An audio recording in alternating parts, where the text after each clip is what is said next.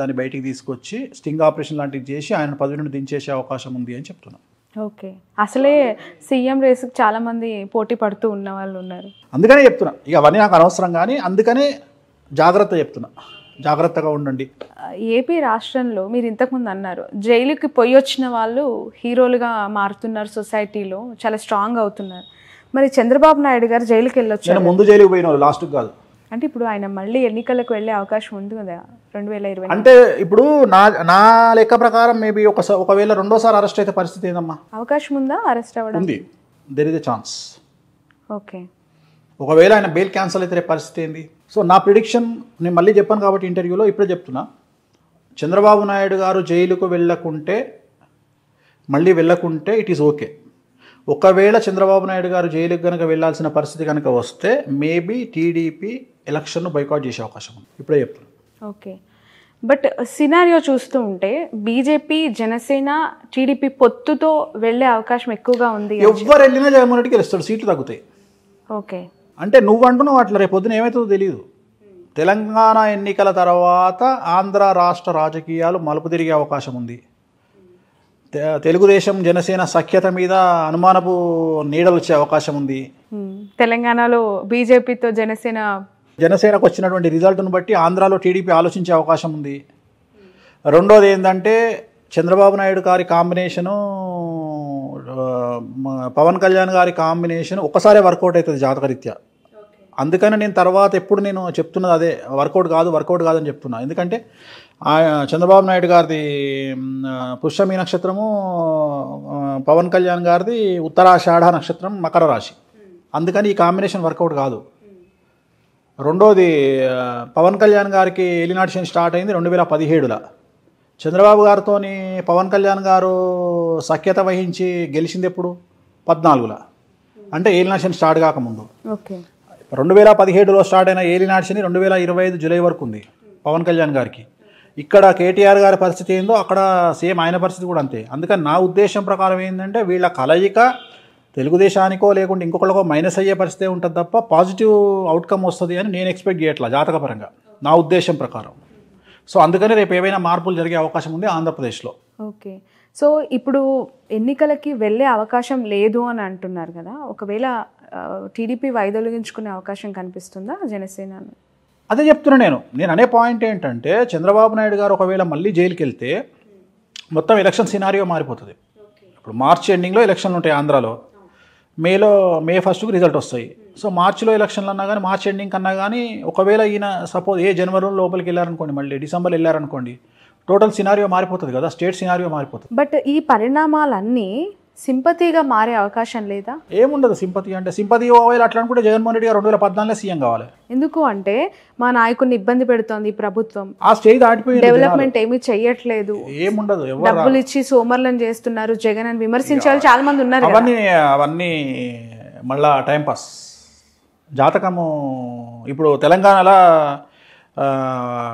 ప్రతి ఒక్కళ్ళు తెలంగాణ అభివృద్ధిలోకి వచ్చింది అని అనుకున్నప్పుడు మరి కేసీఆర్ గారు ముఖ్యమంత్రి కావాలి కానీ కాంగ్రెస్ ఎట్లయింది? ఓకే, అంటే ఒరిజినల్ ఊర్లలో ఉన్న పరిస్థితి, మామూలు పరిస్థితి, మనం మాట్లాడుకునే పరిస్థితికి చాలా తేడా ఉంటుంది. సో ఎప్పుడే కానీ ఓట్లు వేసేవాడు వచ్చి మాట్లాడాడు, ఓట్లు వేసేస్తాడు అంతే. ఎప్పుడే కానీ ఎవరు మాట్లాడతారు అంటే హైదరాబాదులో ఉండి ఎలక్షన్ రోజు కూడా ఓటీటీ కతుకుపోయి చికెన్ తెచ్చుకొని మందు తాగుకుంటూ టీవీలలో ఎంజాయ్ చేస్తారు కదా, ఓట్లు వేయకుండా, వాళ్ళు మాత్రమే మాట్లాడతారు. పల్లెటూర్లలో ఉండి ఓట్లు వేస్తారు కదా, వాళ్ళకి ఇవన్నీ తెలియదు, వాళ్ళు హ్యాపీగా వెళ్ళిపోయి ఓట్లు వేస్తారు. అది మొన్న వచ్చింది కదా హైదరాబాద్ ఓటింగ్, మొత్తం ఓటీటీలో కతుక్కుపోయి కొత్త సిరీస్లన్నీ చూసుకుంటూ ఎంజాయ్ చేశారు కదా. ఎలా చూస్తారు గురుజీ ఆ ఇన్సిడెంట్? అంటే నాకు కూడా చాలా షేమ్ అనిపించింది. వై? బికాజ్ ట్విట్టర్ అనేది చాలా హ్యాపెనింగ్ సోషల్ మీడియా ప్లాట్ఫామ్. ఇప్పుడు ఏది జరిగినా with in fraction of seconds అక్కడ ఒక పోస్ట్ పెట్టేస్తారు, ట్విట్టర్లో వైరల్ చేసేస్తూ ఉంటారు. ఏ పార్టీ వాళ్ళైనా, పార్టీలకు అతీతం కామన్ మ్యాన్ కూడా అంతే. మా దగ్గర రోడ్ ఇట్లా గుంతుంది, మీరేం పట్టించుకుంటున్నారు అని చెప్పి పోస్ట్ పెడతారు, జిహెచ్ఎంసీకి ట్యాగ్ చేస్తారు, కేటీఆర్ గారు ట్విట్టర్లో ఎక్కువ రియాక్ట్ అవుతారు కాబట్టి ఆయనకి ఎక్కువగా పెట్టేవాళ్ళు ఇంతకుముందు. సో ఇప్పుడు ఎవరు పెడతారు అనేది అది వేరే విషయం అనుకోవచ్చు. బట్ ఆ రోజు దాదాపు 45% కూడా నమోదు కాని పరిస్థితి హైదరాబాద్లో. అప్పుడు కొత్త రూల్ పెట్టాలి, వాడు ట్వీట్ చేయగానే కింద వీళ్ళు ట్వీట్ చేయాలి, నువ్వు ఓటేసిన స్లిప్ పెట్టాలి. ఇప్పుడు సీఎంఓ ఉంటుంది, తెలంగాణ సీఎంఓ ఉంటుంది కదా, ఇప్పుడు వాడు ట్వీట్ చేస్తాడు కదా, ఈ ట్వీట్ చేసే వాళ్ళంతా ఆల్మోస్ట్ ఆల్ సాఫ్ట్వేర్ వాళ్ళు అయి ఉంటారు నాకు తెలిసి. సాఫ్ట్వేర్ ఈ మోరీ ట్వీట్ చేయగానే వన్ ట్వీట్ కిందనే సీఎం వరుణ్ ట్వీట్ చేయాలి, నీ ఓటర్ స్లిప్ పెట్టని. ఎందుకు ఇంత అనాసక్తి అంటారు ఓటర్స్లో హైదరాబాద్ వాసులకి ఎస్పెషల్? ఏం లేదు, ఇప్పుడు అనాసక్తి లేదు, పాడలేదు, దాన్ని ఒక సెలవు దినంగా ప్రకటించారు. ఓట్లు వేయాలి ఇవన్నీ కాదు, మాకు కొత్త ఓటీటీలా నెట్ఫ్లిక్స్లో ఏమొచ్చింది, డిజ్నీ హాట్స్టార్లో ఏమొచ్చింది, ఈరోజు మళ్ళీ వాడు మందు అంటుండు ఎలక్షన్ అని 2 రోజుల ముందే తెచ్చుకోవాలి మందు. అయితే ఇవైతే గుర్తుంటాయి, మందు తెచ్చుకొని పెట్టుకుంటారు, పెళ్ళానికి ఏం కావాలి మొగనికి ఏం కావాలి ఆ మందు ఇంట్లో పెట్టుకుంటారు, చికెన్ మళ్ళీ ఫ్రిడ్జ్లో పెట్టుకుంటారు, మళ్ళీ ఇవన్నీ రెడీ చేసుకొని పొద్దున్నే వండుకొని మంచిగా టీవీ ముందర కూర్చొని ఎంజాయ్ చేస్తాడు. సెలవు ఆ రోజంతా ఎంజాయ్ చేస్తాడు. అయితే సెలబ్రిటీల బాధ ఏంది, రాకపోతే ఏడిస్తారు కాబట్టి పొద్దున్నే 6 గంటలకు పొలవమంటూ సెలబ్రిటీలు అందరూ వచ్చి లైన్ పడి ఆ ఇంకు చూపించి ఫోటోలు దిగాలి, అన్ని ఛానళ్ళకు ఇట్లా చూపించాలి. ఎందుకంటే ఇటు కనిపించలేదు ఓటేయలేదు అని మళ్ళీ ఎక్కుతారు, అదొక బాధ. చిరంజీవి గారు ఆయన ఎంత మౌనవ్రతంలో ఉన్నా అని చెప్తున్నాడు చూసినావా, చిరంజీవి గారి దగ్గరికి వచ్చి ఆయన అది ఓటేసుకుంటానికి వచ్చిండు, వాళ్ళ ప్రైవసీ వాళ్ళకు ఉంటుంది, వదిలేస్తే అయిపోతుంది కదా. చిరంజీవి గారు మాట్లాడండి అంటే చెప్పాల్సిన అవసరం బాధ్యత ఆయన మీద కూడా ఉంది కదా, స్పందించకపోతే ఎందుకు మాట్లాడలేదని కూడా ప్రశ్నలు వస్తాయి. మన పెళ్లికి వచ్చిండు ఆయన, ఓటేసేందుకు వచ్చిండు, వేసుకుంటాడు పోతాడు, అదైనా పర్సనల్ వ్యక్తిగతము. ఏం నోరు తెరిస్తే ఏం పెంట పెడతారో, ఇవాళ రేపు పరిస్థితి ఎట్లుంది, ఏం మాట్లాడితే ఏం పెంట మాట్లాడకపోతే తప్పే, మాట్లాడినా తప్పే, అట్లుంది పరిస్థితి. ఆయన వ్యూహం ప్రకటించి బాబ్రీ మసీద్ కూలగొట్టినప్పుడు మన పివి నరసింహారావు గారి దగ్గరికి పోయి పివిఎస్కే ప్రసాద్ గారు పోయి అడిగిరట, అయ్యా మీరేం మాట్లాడలేదు ఏంది పరిస్థితి అన్నాడు. అరే ఏం మాట్లాడకపోవడం నిశ్శబ్దం కూడా ఒక నిర్ణయమే రా అన్నాడట. అట్లా చిరంజీవి గారి దగ్గరికి పోయి మాట్లాడు అంటే మౌనవ్రతంలో ఉన్నా అని చెప్పిండు ఆయన. కానీ ఎంత విచిత్రంగా చెప్పిండు, మౌనవ్రతంలో ఉండి కూడా నోటితో చెప్పిండు. చెప్పినప్పుడు ఈ పక్కకున్నాయి కానీ ఆయనకు అర్థంగా మళ్ళీ పెడితే నేను మాట్లాడపో అన్నాడు. రైట్. రాహుల్ గాంధీకి సంబంధించి జోడో యాత్ర తర్వాత కాంగ్రెస్ బాగా పుంజుకుంది రాష్ట్రంలో అని.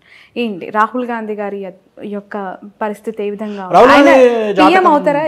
కాదు, ఆయన ప్రధానమంత్రి యోగం లేదు. అంటే వాళ్ళ ఫ్యామిలీ డిఫరెంట్. మనం మాట్లాడంగానే ట్రోలర్స్ తిడుతుంటారు కానీ అదొక విచిత్రమైన ఫ్యామిలీ. వాళ్ళు సీట్లో కూర్చోవాలనుకుంటే ఇవాళ అసలు వేరే పార్టీలు, వాళ్ళ భారతదేశాన్ని వేరే పార్టీలు పాలించే పరిస్థితి మనకు ఉండకపోతుండే, వాళ్ళ ఫ్యామిలీ ఉండేది. సో వాళ్ళు తెగించారు కాబట్టి వాళ్ళ వేరే పార్టీలు వచ్చి గవర్నమెంట్ రూల్ చేస్తున్నాయి సెంట్రల్లో. సరే రేపు పొద్దున కూడా అంతే, రేపు పొద్దున కాంగ్రెస్ పార్టీ అధికారంలోకి వస్తే ఇండివిజువల్గా కాదు హంగ్ వచ్చి ప్రాంతీయ పార్టీలన్నీ కలిసి maybe second largest party Congress party అయ్యే 130, 150, 160 సంపాదిస్తే మిగిలిన పార్టీలన్నీ కలిసి డిఎంకే కానీ తృణమూల్ కాంగ్రెస్ కానీ స్టాలిన్ కానీ వీళ్ళందరూ కలిసి గవర్నమెంట్ ఫామ్ చేస్తే మల్లికార్జున్ ఖర్గే గారో లేకుంటే నితీష్ కుమార్ గారో ప్రధానమంత్రి అయ్యేటువంటి జాతకాల్లో ఉంటారు, వీళ్ళ జాతకాల్లో ఉంటారు. రాహుల్ గాంధీ గారి జాతకము ప్లస్ నరేంద్ర మోడీ గారి జాతకం ఒకటే. కానీ ఇద్దరూ కష్టపడాల్సిన సందర్భంలో రాహుల్ గాంధీ గారు మాత్రమే కష్టపడ్డారు రాశిపరంగా, నరేంద్ర మోడీ గారు సుఖపడ్డారు. అంటే నేను జాతకపరంగా మాట్లాడుతున్నాను. అంటే ఏలినాటి శని అనేది నీకు తెలుసు, చాలా టార్చర్ పెడుతుంది. నరేంద్ర మోడీ గారిని ప్రధానమంత్రిని చేసింది, రాహుల్ గాంధీ గారిని పదవి నుంచి దించేసింది, వాళ్ళ గవర్నమెంట్ పోయగొట్టింది. సో ఇప్పుడు అష్టమ శని నడుస్తుంది ఇద్దరికి, అర్ధాష్టమ శని నడుస్తుంది ఇద్దరికి, వృశ్చిక రాశికి. ఈయనది రాహుల్ గాంధీ గారిది జ్యేష్ఠ నక్షత్రము, నరేంద్ర మోడీ గారిది అనురాధ నక్షత్రం, ఇద్దరిది ఒకటే రాశి వృశ్చిక రాశి. సో ఇద్దరు జాతకాల్లో నేను ఇంతకుముందు కూడా ఇంటర్వ్యూలో చెప్పిన పప్పు నిప్పుగా మారే అవకాశం ఉంది అని చెప్పిన. రాహుల్ గాంధీని పప్పు అంటారు అందరూ. సో ఆ పప్పు నిప్పుగా మారే అవకాశం వచ్చింది. ఇప్పుడు జరిగినటువంటి స్టేట్ ఎలక్షన్స్తో సంబంధం లేదు, సెంట్రల్లో మాత్రము ఇప్పుడున్నటువంటి పరిస్థితులు మారి కొద్దిగా కాంగ్రెస్ పార్టీ పుంజుకునే అవకాశం ఉంది. ఎలా గురూజీ ఇప్పుడు మనం చూస్తున్న 5 రాష్ట్రాలు నేను అదే చెప్పిన ఆన్సర్, మధ్యప్రదేశ్ సంబంధం లేదు. ఇవన్నీ 5 రాష్ట్రాలలో ఇవాళ ఒక రాష్ట్రం తీసేస్తే 4 రాష్ట్రాలు, 4 రాష్ట్రాలలో ఇంచుమించుగా 3 రాష్ట్రాలలో బీజేపీ, ఒక రాష్ట్రంలో కాంగ్రెస్. సో వీటితో సంబంధం లేకుండా పుంజుకుంటుంది అని చెప్తున్నా.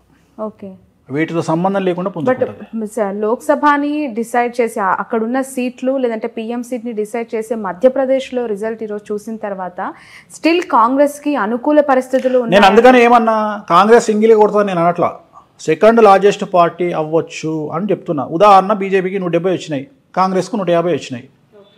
ఇండియా కూటమి అంతా ఎవరితో ఉంటుంది? మళ్ళీ జాతక ప్రిడిక్షనే, మళ్ళీ నా సొంత కవిత్వం కాదు, ఓన్లీ జాతకాన్ని బేస్ చేసుకొని మాట్లాడుతున్నా. ఇవాళ ఉన్న కండిషన్ ప్రకారము కాంగ్రెస్ పార్టీ పుంజుకునే అవకాశం ఉంది అని చెప్తున్నా, అంతే తప్ప కాంగ్రెస్ పార్టీ ఉద్ధరిస్తానని నేను చెప్తలేను. సెంట్రల్లో కాంగ్రెస్ పార్టీ పుంజుకుంటుంది. పుంజుకోవడము అనేది ఏ స్థాయిలో ఉంటుంది అనేది అప్పటి కండిషన్ బట్టి మాట్లాడుకుందాం. ఓకే, ముందు నుంచి కూడా రేవంత్ రెడ్డి గారు December 9 LB stadium, Sonia Gandhi గారి ఆశీస్సులు, ప్రమాణ అంటే సైన్ వాళ్ళు తీసుకున్న గ్యారంటీకి సంతకాలు పెడతాం అందరూ రావాలని చెప్తున్నారు కదా, ఆ సెంటిమెంట్ ఏంటి గురూజీ? సోనియా గాంధీ గారికి డిసెంబర్ పుట్టినరోజు, సోనియా గాంధీ గారి పుట్టినరోజు డిసెంబర్ 9. ఆ టైమింగ్, దానికి ఉన్న బలం ఏంటి? ఎందుకు చెప్తా. ఓకే, 2009 నవంబర్ 28 నాడు శ్రీకాంతచారి సూసైడ్ అటెంప్ట్ చేసిండు, కాల్చుకున్నాడు. 3వ తారీఖు చనిపోయాడు. ఇవాళ రోజున మనం మాట్లాడుకుంటున్న రోజున 9వ తారీఖు నాడు కేంద్రం నుండి ప్రకటన వచ్చింది సోనియా గాంధీ పుట్టినరోజు.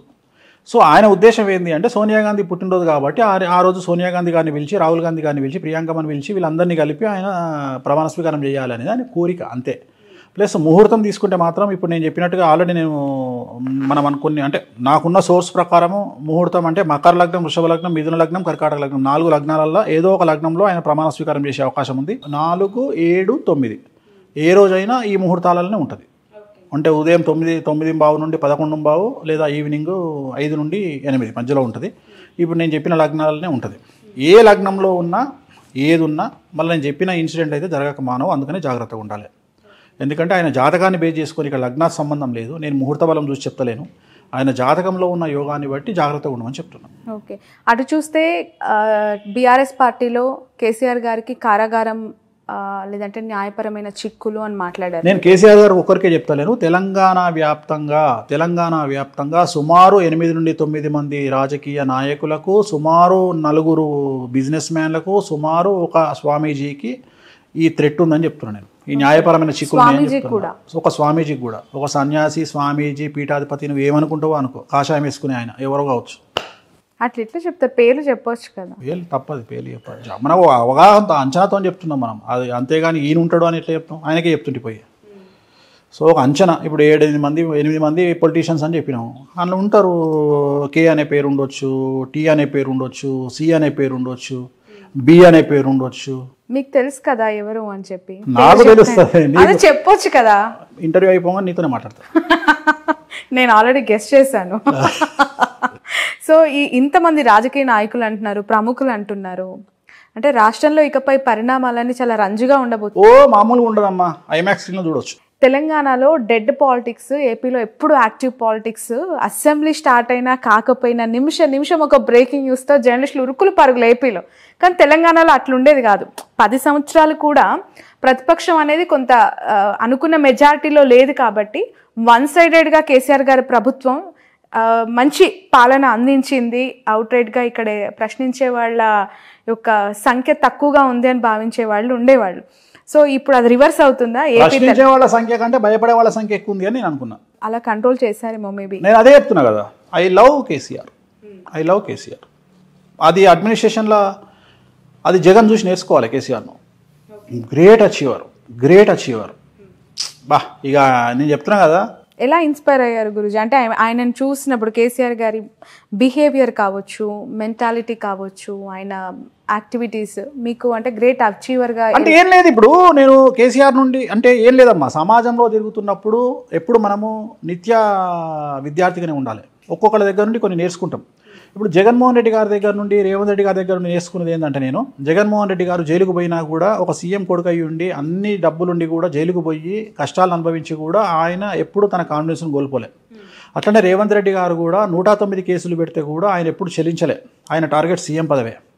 సో అట్లా ఉన్నారు కాబట్టి వాళ్ళు అచీవర్స్ అయ్యారు. వాళ్ళు అంత హార్డ్ వర్క్ చేయకపోతే చాలామంది ఏదో ఉత్తుగా ఇవాళ వేణుస్వామి వచ్చి టీవీ ముందర కూర్చొని మాట్లాడలే, ఒక టంగ్ స్లిప్ అయ్యి నోరు జారితే 30 ml అన్నట్టుంటుంది కథ.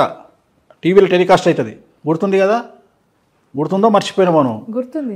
మరి అట్లుంటుంది కథ. మనం ఒక్కసారి ఎయిర్లోకి వెళ్ళిపోయింది అనుకో, వాయిస్ ఆడుకుంటారు జనాలు. అట్లనే కేసీఆర్ గారు అడ్మినిస్ట్రేటర్ అయిన తర్వాత రాజశేఖర రెడ్డి గారి దగ్గర ఉన్న గొప్పతనం ఏంది అంటే, పెద్ద ఆయన దగ్గర ఉన్నది ఏంటి అంటే ప్రేమతో సరెండర్ అయ్యేవాళ్ళు. పెద్ద ఆయనకు కేసీఆర్ గారికి భయంతో సరెండర్ అవుతారు. తేడా అది. రాజశేఖర రెడ్డి గారు ప్రేమతో సరెండర్ అయిపోతారు. ఇదే భయం అక్కడ కూడా ఉండేది, కానీ ప్రేమతో సరెండర్ అయ్యారు.